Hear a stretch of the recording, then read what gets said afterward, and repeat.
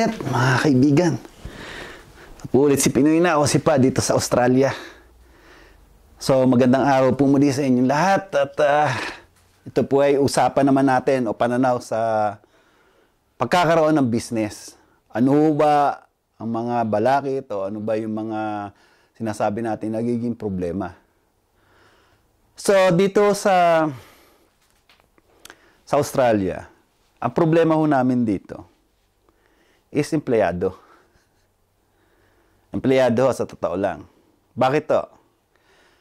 Kasi meron akong kaya ako meron akong sa Facebook, nakita ko na parang ginagawa ng nakakatuwa naman, kumbaga sinasabi natin kung walang experience dito sa ibang bansa, nakakatuwa ho yung sinasabi na nag-apply ako ng trabaho, tinanggap ako, tinanong ako, sige, mag-umpisa ka na bukas. Hindi yo. Ang pwede ko lang ang vacant time ko, ganito, sabihin natin, MWF. Nag-apply ka ng trabaho, doon sa atin. Pero sasabihin mo, sige, mag-umpisa ka na bukas pag tinanggap ka. Hindi yo. MWF lang ako pwede. Di ba, nakakatuwa? At saka, mamamangha sa'yo. Pagka doon ka tinanggap sa atin at sasabihin mo, may certain time ka. Dito, hindi. Dito, kapag nag-apply ho kayo, ang sitwasyon, lalo na kung mga puti. Lalo na mga puti.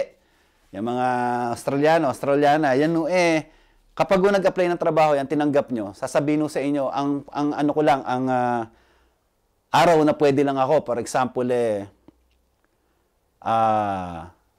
Wednesday to Friday. Sabado, Linggo, wala ho yung mga yan. Kasi bakit to? Kasi yan ang oras nila para magsama-sama o makalagala sila. At ang pinakamasakit pa dahil tayo mga Pilipino, kailangan natin holiday, dahil nga sa holiday maraming parokyano o customer, dyan titira nang hindi sila pwede. Kung ang holiday 1 week kung wala yan, minsan hanggang inaabot ng 2 weeks yan. Kasi inaalagaan ng gobyerno dito ang mga tao nila na magkaroon ng time para sa pamilya nila. Which is napakaganda naman Kaso nga lang sa mahal ng bilihin dito, yung way of living nila, hindi kakasya sa inyo ang sinasabi nating kung kayo mga manager, nurse, yung mga matataas na sweldo talaga. Pero pangkaraniwan tao, pagka ginamit nyo yun, nagtatrabaho kayo per hour, ang inyong sweldo, nako, may hibasan kayo. Baka sa pagbabayad lang ng upa nyo, hindi kayo makaabot. Maaring makaabot kayo, kakapusin yung nyo. Kaya dito, ang mga dayo dito, ilan ng trabaho ginagawa Kung kaya nila, kung kulang yung oras ng binibigay sa kanila, pwede sila magtrabaho. Kaso nga lang palagi kong sinasabi, gamitin nyo yung safe muna kayo sa lahat ng gagawin nyo. Kaysa tumira kayo ng tumira, darating ang panahon, malalaglag ang katawan nyo. Huwag nyo bugbugay, itama nyo lang ang trabaho, sobra sa pangangailangan nyo, huwag naman sobrang-sobra. Yun yung sinasabi ko. So yun nga hindi nakakatawa yung Dito, natural na yun, na kapag tumanggap po kayo, lalo na mga puti, sasabihin nila sa inyo kung kailan sila pwede, hindi kung kailan nyo sila kailangan. So nakakatawa yung ganong sistema. So kami, nasanay na kami. Kaya ako nabanggit sa inyo yan. Kasi na natin yan, tanggapin na natin yan. Tanggapin na natin sa may mga business, sa mga empleyado. Tanggapin na natin ang katotohanan na hindi magkakasundo ang empleyado at ang employer, hindi basta magkakasundo yan. Bibihira nagkakasundo. Ako na mag-aano sa inyo. Kasi bakit? Naging empleyado ako Naging empleyado din ako.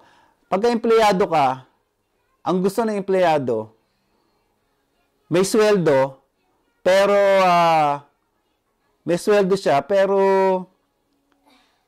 ayaw niya magtrabaho na solid.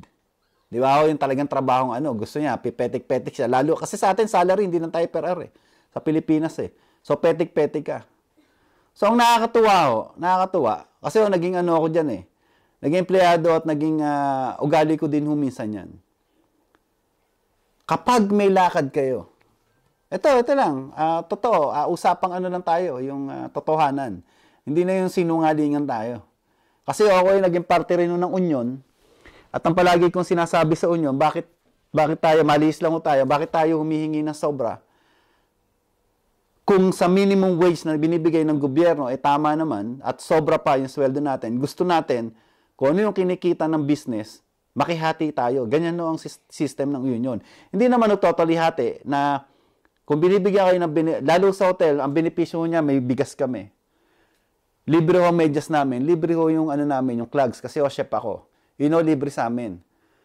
Tapos meron kaming 13-month, meron kaming vacation leave, may sick leave. At saka, wala ho kaming gastos sa uniform mo Kasi kahit pumunta ka lang sa hotel na naka-short ka, naka-chinelas, kasi naandaw na yung medyas mo. Yung medyas mo, dadali mo na, pero yung sapatos mo, tsaka uniform, susuot mo na lang. Wala kang po problema sa isusuot mo araw-araw. Sila maglalaban nun. Ang gagawin mo lang magtrabaho. Kung ano yung mga function na meron as a chef. Sa amin, no? So, ang nakakatuwa ko niya, for example, may lakad ako. Di ba ako nagtatrabaho 8 hours, 6 to 2 So, pag may trabaho ako at kailangan kong mag-out ng, halimbawa, 12, ang gagawin, ang kailangan nyo lang gawin, kailangan tapusin nyo yung trabaho nyo. Hindi nyo pwedeng ibigay, lalo na't may position kayo. Hindi nyo pwedeng ibigay. For example, ang ginagalawa mo sa cake, tatapusin mo yung cake mo bago ka umuwi. Di ba? So, pero bakit ito nagagawa ng empleyado? For example, 8 hours, kaya niyang tapusin ng 12 hours, yung ginagawa niya everyday. Sa tingin nyo. Di ba? So, ang empleyado, kaya niyang pabilisin. Lalo na't ikaw 8 hours ang trabaho mo, kaya mong pabilisin ang trabaho mo. Kahit na yan, sabihin natin, 6 to 5 hours, kaya mong tapusin yan. Kasi kung araw-araw mo nang ginagawa, alam mo nang alam mo nang i-manage yung trabaho mo. Kaya kaya mong tapusin yun. Pero bakit pagka wala kayong lakad, minsan nag-overtime pa kayo? Di ba? Totoo yun. Ako, literal lang ho. Kumbaga, yun ang nangyayari. Kaya ako sinasabi, para ma-aware kayo, kasi naging ko, noon nung bata ako, ganyan pero ako medyo nasa, sabihin natin, 25, 26, iba na ho yung naging mindset ko. Ang naging mindset ko, kung ako ay chef, kasi 11 years ako dyan Kung ako ay chef, kailangan malaman ko ang lahat ng ginagawa sa bake shop. Bakit to? Ano yung nasa ulo ko noon? Ano nasa isip ko? Na kapag after 50 or 55, nag-retired ako, pwede ako mag-business. At pag nag-business ako, hindi lang alam tinapay. Alam ko yung pastry tsaka cake. So, yun yung nasa ulo ko. Na hindi ako mawawala ng trabaho, makapag-business ako ng sa sarili ko. Yun yung palagi kong nasa isip noon. Ano ba ang pwede ko i-business? Kasi nasa hotel, nasa Dusitani ako. Ang maaring ito, bakery, o maaring ibang business na related, o ako yung magtitinda ng mga equipment, o ako yung magtitinda ng mga ingredients. Yun yung nasa isip ko noon. Kaso, napunta nga ako dito. Swerte naman, dito ko nagawa. So, yun yung sinasabi ko sa empleyado. Yun lang yung una. Ang dami hong advantage ng empleyado, lalo na pag regular. Ano ang advantage ng empleyado pag regular? Sick leave, vacation leave, tatawag ka, bayad ka. Kasi may sick leave ka, karapatan mo yun Magbabakasyon ka, bayad ka. Di ba? So, yun yung mga advantage nyo pag regular. May bonus ka, may mga benepisyo ka, may SS ka, may pag-ibig, kumpleto. Di ba? So, napakaganda na yun. Kasi sa hotel, maganda ho swelduhan. Yan yung mga swelduhan na magaganda ho sa atin. Hotel, Meralco, sa telepono, yung mga internet, yan sa mga casino. Maganda ho sweldo niyan. May mga benepisyo yan bukod po sa sweldo. Mataas pa ho yan sa minimum yung sweldo niyan. Hindi ko lang alam kung ilang percento ang taas niyan. Lalo na pag may posisyon ka. So yun no, yun yung mga sinasabi natin na advantage ng mga empleyado. Ngayon no, pumunta ho ngayon tayo sa mimi-ari ng business, which is naging mimi-ari ho ako ng business. May business ako dito sa Australia. Naramdaman ko 'yon. Kasi ang businessman, kailangan kaya sila nag-business para kumita. Tama di ba? So, para gumana yung business mo, kung una, ikaw lang nagbi-business, ay lumaki business mo, kailangan mong mag-hire ng mga empleyado. So, dito, napakahirap pong mag-hire ng empleyado. Ang dami hong benepisyo. So, ano ang problema ng mga businessman? Mapadyan sa atin o dito. Ang businessman maglalabas ng pera yan. Puhunan. Bibili ng ingredients, equipment, upa, kung naupa ka.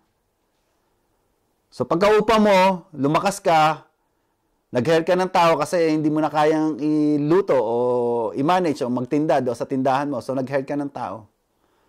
So, ikaw na empleyado, akala mo, yung ginagawa mo, binayaran ka, nagtrabaho ka. Tama, nagtrabaho ka, binayaran ka. Pero kung ako sa inyo, as empleyado, gawin yung maganda yung trabaho nyo. Ariin yung inyo yung business. Kasi oras na naglaps yung business na yan o nalugi ang business na yan, isa ka rin sa maapektuhan. Buti nga, kung yung mimi-ari, ganun kayaman, maraming perang, malaki pise o mahaba ang pise para abunuhan ng kulang. So, ang karamihan, nagpapail ng bankruptcy. So, kasi may tax sila eh. Lalo sa pagkain dito, meron kami tinatawag na every quarter na tax. Pagka binili namin yung pagkain na yung mga ingredients namin, may tax na yun. Bukod pa yung tax na babayaran namin every year. So, kaya ang pagbi-business hindi ganun kadali dahil lalabas ang pera mo. Akala ng mga nagtatrabaho sa iyo, kumikita ka dahil maraming tao, hindi mo alam, maraming binabayaran tax. Tax mo, tax ng customer, tax ng binili mo, renta mo. So, kaya yung pagbi-business, kailangan maunawaan din ng empleyado kung ano yung mga gastusin ng mga employer nila para mabalance. Hindi yung pag nakita mo, ang trabaho mo, ganito, pepetik-petik ka, so akala ng mimi-ari, kailangan mo pa ng tao kasi nahihirapan ka. Dumadami expenses. Pag dumami yung expenses, ang mangyayari, yun ang ikakabagsak ng mimi-ari. Kaya kami, family business. Ang nagtatrabaho dito sa aking main, yung asawa ko, si Mrs., yung dalawang anak ko, yung kapatid ko, tsaka yung pamangkin ni Mrs. Pero doon sa Bangendor, doon sa isang business, naandoon yung mga puti. Kasi kailangan nila na may tao doon dahil naandito nga kami sa main business namin, sa production also. So kaya doon may mga tao kami, mga puti, Asiano. Tsaka doon yung son-in-law ko, doon na natambay siya, nagmamanage doon. So lahat yung swelduhan, pati kami. Sinusweldohan. So sa palagay nyo, kung hindi namin naayusin ang pagbi-business namin, hindi namin itatama, babagsak ko ang business. Kahit naman sa ang business, di ba? Hindi naman ako yung malaking businessman eh. Ako yung nag-umpisa sa zero, sa walang pera, negatibo ako. Yun yung pinag-umpisahan ko. Wala akong pera na nag-business. Dahil yung pera kong inutang ko. So, kaya sinasabi ko sa inyo to, kailangan employee-employer magkasundo. Hindi magkontrahan. Kasi pag nagkokontrahan yan, gusto mong kumita, pero ayaw mo naman trabahuhin ng maayos, ano gagawin ng employer? Tatanggalin ka. So, maghahanap na naman ako ng bago, magte-training na naman ako. Kasi lalo sa amin, takeaway bakery, kung hindi ka train na marunong magkape at marunong maggumamit ng till. Kasi lahat ng till ngayon computerized. So, you have to know how to use the computer. Kasi lahat dito, touch, tsaka yung mga top card. Kailangan nyo pagpindot, dedirekto daw sa magluluto, para mabilis. Hindi katulad ng dati, ililista mo, bibigay mo, hindi maintindihan ng lista, nagkakamali. So, ngayon print na lang diretso na sa machine. So, kaya mahirap mag-business at magtrabaho. Kasi magkakontra sila sa lahat ng bagay. Pero isa ang layunin nila, kumita. Ang employee gustong kumita, ang employer gusto rin kumita, kaya nag-business. So kapag hindi kayo nagkasundo, maglalaps pareho kayo mawawalan. Nasira business ko, wala kang trabaho, maghahanap ka na naman. So, gusto ko lang yun yung mga nararanasan ko at na-experience ko na dati ako empleyado, binibigay ko sa inyo kung ano yung dinanas ko, kung ano yung sinasabi nating pananaw ko. Ito ay aking pananaw. Ngayon, doon sa pagiging businessman, pananaw ko din, kailangan kong kumita. So, kaya kami, family business, kumikita kami dahil kami ang nagtatrabaho. Doon sa isa, may trabahador kami, pero puro, lang ho yun. Puro dala na lang ho ng mga ginagawa ho namin dito sa main namin. So, ayan sana ho nalinawan nyo. Nagbigay lang ako ng basic na akala natin, naloloko natin yung businessman. Akala naman natin, ng businessman, naloloko niya yung employee. Hindi ho. Magkita ho tayo sa gitna para hindi tayo mag-collapse. So, ayan ho. Sana ho inaintindihan nyo yung sinasabi ko sa karanasan ko doon sa mga business, magpakisamahan ho tayo.